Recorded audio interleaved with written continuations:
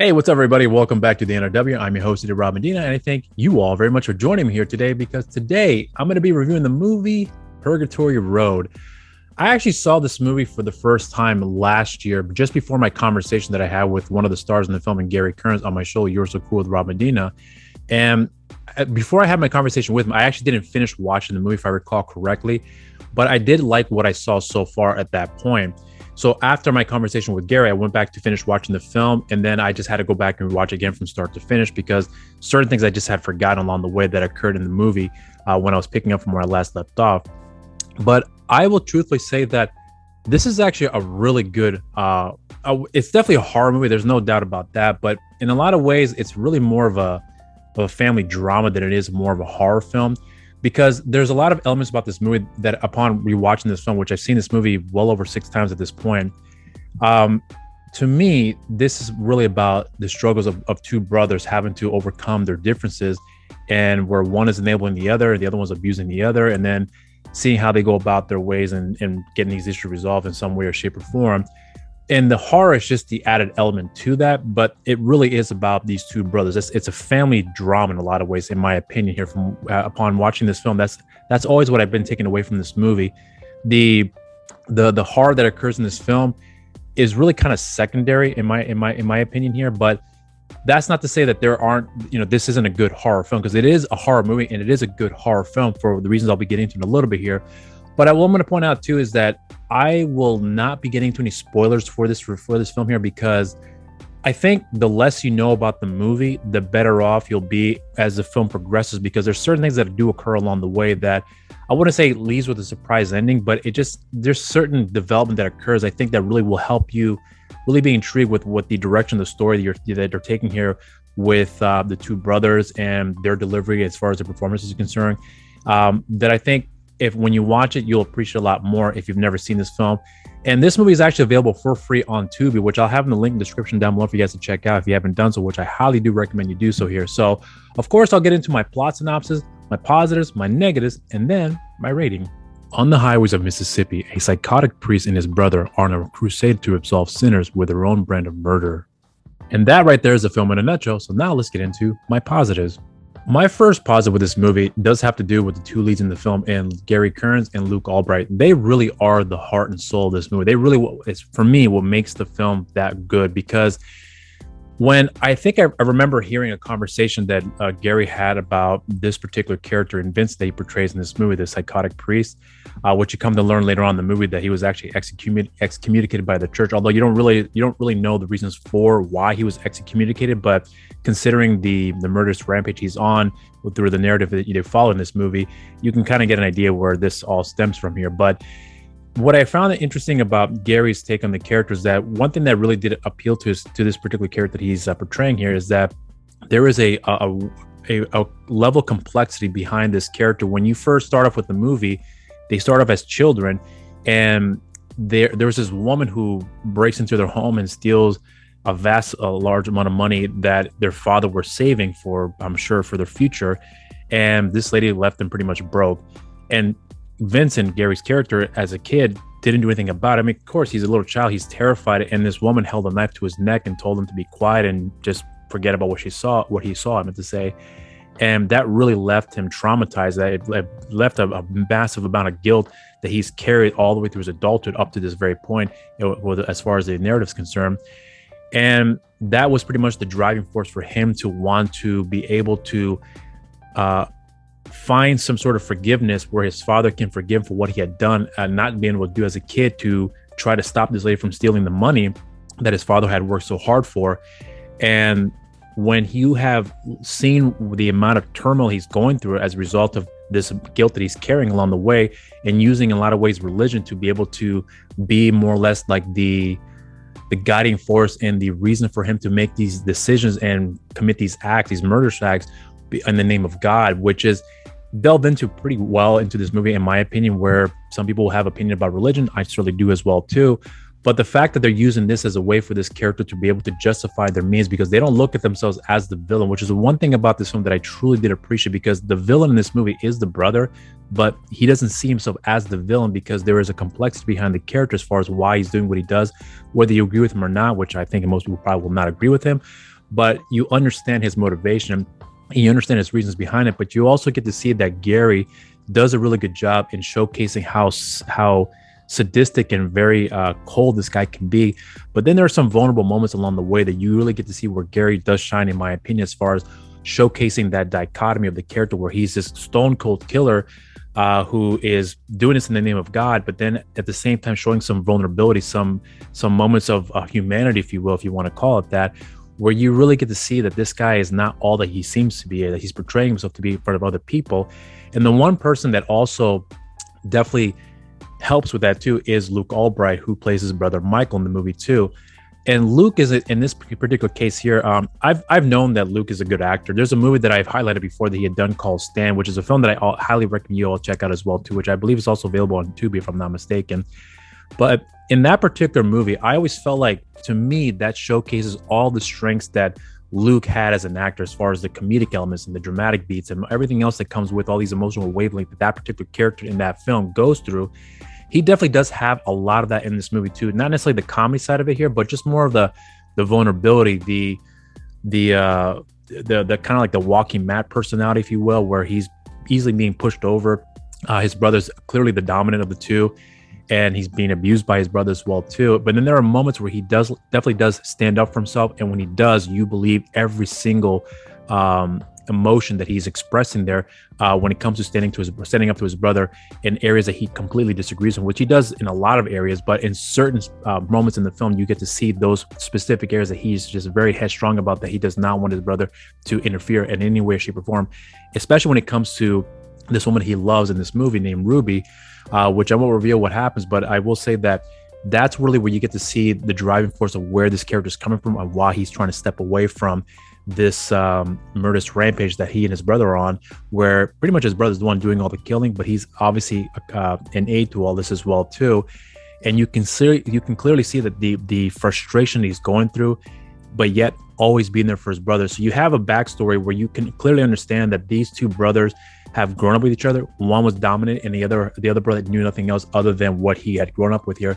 But then as time has gone by, with some slight of hope where he has this relationship with this woman, he sees an opening and realizes that he just does not want to partake it anymore, which you figure out along the way that's always been the case here. But that opening with this relationship with this woman has certainly helped him to be able to go forward with it and actually want to pursue it and tell his brother that, hey, I'm done. You found somebody along the way here too, who's a character I'll be getting into in a little bit, that will join you in this crusade, but I want no part of it here. And that's really, I think, the things that sells the film the most, because that's really the heartbeat of the movie. I know I'm kind of going long-winded here, but really that's the whole film in a nutshell, in my opinion, about what makes the film that good. Because the horror elements in this movie are certainly an added factor that makes the film more enjoyable due to the gore effect that occurs here. But it's really not the selling point in this movie. It really has to do with the two brothers. And Gary and Luke, in my opinion, are the best things about this entire film, along with the rest of the cast as well, too. The young woman who plays more or less Gary's love interest, if you will, if you want to call it that, whose name escapes me right now. I'm terrible with names, so forgive me, but I'm sure I'll have the image for you guys to see there. The actress that plays her, I think she did a really good job. In a lot of ways, she kind of reminds me, in some weird ways, kind of like a Harley Quinn type of a persona about her that she has, where she's very manipulative and she's very annoying. Now, I'm not saying that she's annoying. You can tell in the scenario that she's very annoying to various people, but some of the people really do like that sort of characteristic about her, and they find that very attractive. But she's also very untrustworthy too, and she has a lot of what's the best way to say it? Bad intention. And you can see that from the very beginning. When you see her from the moment she appears on the screen, you know she's not in any good way, in any way or shape or form, to say, a good person. And then the fact that she's been able to manipulate Vincent, the priest, played by Gary Cairns, shows that he's very vulnerable to the same things that he's actually doing to other people, where this woman is doing to him as well too. So you get to see a little bit of that vulnerability where she captures that and takes advantage of it. And Mike, Luke Albright's character, sees that from afar and can see it up close as well too. and understands that this is a bad mix of two people with the same type of mindset that are going to cause problems. I want no part of it. Now this is my chance to leave. So it's a very interesting story that we're following here with these characters. And I'm also going to point out too that one thing that I really did love about the film is that, you know, there is certainly a commentary, I guess you could say, about religion when it comes to how people view religion, how they use religion as a way to kind of gain some sort of momentum to justify the means, if you will. And I think this movie does a really good job in showcasing that as well too. And a lot of it does also have to do with the director of the movie, and Mark Savage. And this is actually the very first film that I've seen of Mark that he has directed. He also co-wrote this movie too, along with his partner here, his co-writer, whose name escapes, but I'll have the imagery as he also makes a cameo in this movie as well too. They've done a really good job and taken the time to really flesh out these details and flesh out the story as well too, because that's really one of the things that I think really makes the film that strong. Because again, when I watched the movie, although this is a horror film, it doesn't feel like a horror movie. It does have the atmosphere of a horror film, which is one thing I want to point out about the film, is that the atmosphere in this movie, I think, is really well done when it comes to kind of getting that really weird, what's the best way I could say it? It's like you don't feel claustrophobic, but you feel like this mist that's kind of building up that's almost making you feel uncomfortable. And this movie does certainly have that effect. At least that's kind of the impression that I'm getting here, where you feel like you're in it looks beautiful on the screen, but if you're in that environment, it may not be the most comfortable environment to be in. And I think that's one of the things the movie does a really good job in showcasing, that uncomfortable feeling, that uneasiness, if you will, that Mark and everyone else involved does a really good job in showcasing that. So I got to give everyone a lot of props for that as well too, because I think they did really a fantastic job with that. But the overall story in itself, as I mentioned before, is really something that makes the film strong, because you have great performers in this movie that does a really good job in establishing what the characters' motivations are and showcasing the vulnerability, and at the same time really making an entertaining movie. Because that's one thing that I did enjoy about the film. It was entertaining. I was not bored with this film at all, one bit. And I'm trying to think what else I can point out here too. Well, the gore factor, you know, there are some kills that occurs along the way, but it's mostly just like body parts that you get to see in after the kill, if you will. But there are some great makeup effect when it comes to the body parts being ripped apart, and some people who are dead, and you can see the cuts and the body ripped open, whatever the case may be. I think they've done a really good job in that side of it as well too, considering this is a low budget film. But you know, honestly, I never felt it like it was a low budget film, because the amount of work that was put on the screen does pay off, and I think, in my opinion. And also, I also got to give credit to the composer of this movie too, who, again, the name escapes me right now, but they've done a really good job in setting the mood. And especially when it comes to more of the emotional depth that certain characters go through, and when it comes to their sadness, and there's really not a lot of happy moments in this film, but when it does occur, it's actually very genuine. You actually feel the atmosphere of the film changing as well too, where it's a little more light, a little bit more of a heavenly feel, if you will, where some of the more dark moments kind of give that more hellish feel. So I think they've done a really good job in showing the contrast of some of the more beautiful moments and clearly the more darker moments as well too. So they do establish that very, very well in this movie. So that's going to be in my positives here, because there's a lot more that I want to get into here, but I know that's going to be going to that spoiler territory. So for now, that's it in my positives. So now let's get into my negatives. There's only really two negatives that I can think of right now that really do stick out for me. And it's always stuck out for me every single time I watch the movie. So for example, the first negative that I have about the film actually has to do with some of the editing choices that occur in the movie.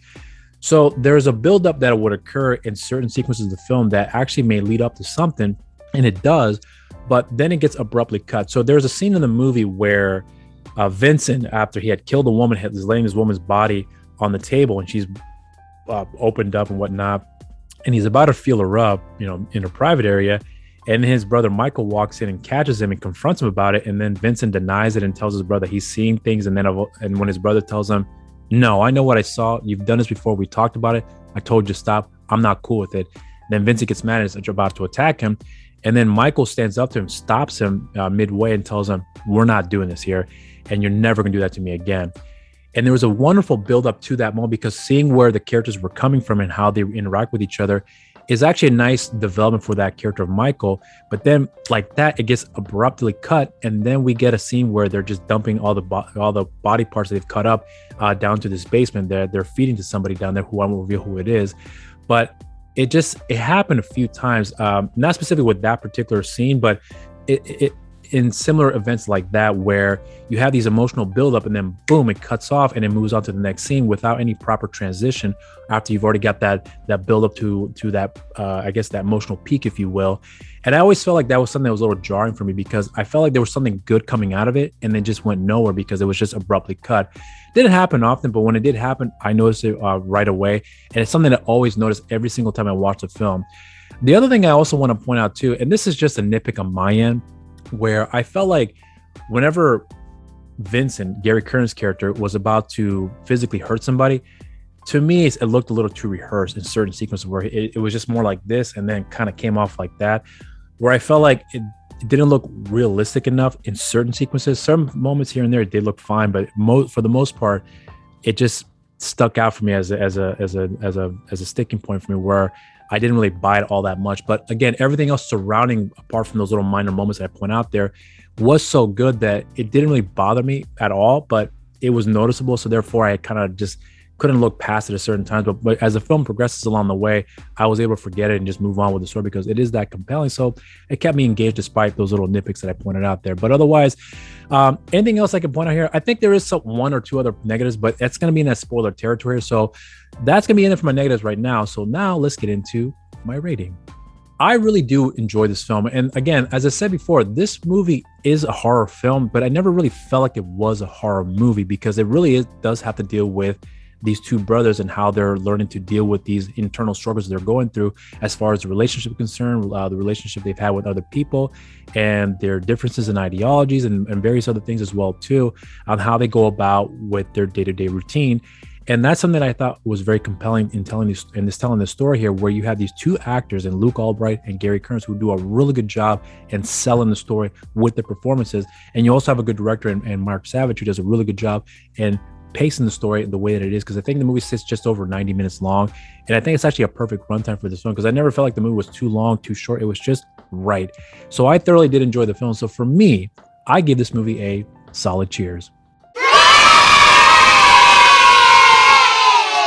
And those are my thoughts on the film. And if you have seen the movie, I would love to hear your thoughts in the comment section down below. And as I said before, the movie is available for free on Tubi. So I'll have the link in the description down below for you to check out the film, because I highly recommend you guys do so. And if you have seen it, I would love to hear your thoughts, whether you liked it or hated it. I would love to hear it, because I think this movie is worth watching. It's a lot of fun, but it's a great story altogether here. So I think you guys will come out of enjoying the film and then get something more out of it than you may anticipate here. So I hope that you guys experience it like the way I did, if not more. And also, if you haven't done so already, make sure you subscribe to the NRW and follow us on social medias as well too. And you can follow us on Instagram, New Release Wednesdays, and on Facebook, Nerds Rule the World, and on Twitter at the NRW. And you can follow me on my social media accounts on Instagram and Twitter, Mr. Rob Medina, and on Facebook, simply just Rob Medina. And I have a show on the channel called You're So Cool with Rob Medina, and social media for the show as well. On Instagram, You're So Cool with Rob Medina, and on Twitter, You're So Cool WRN. And until next, everybody, stay safe out there and cheers.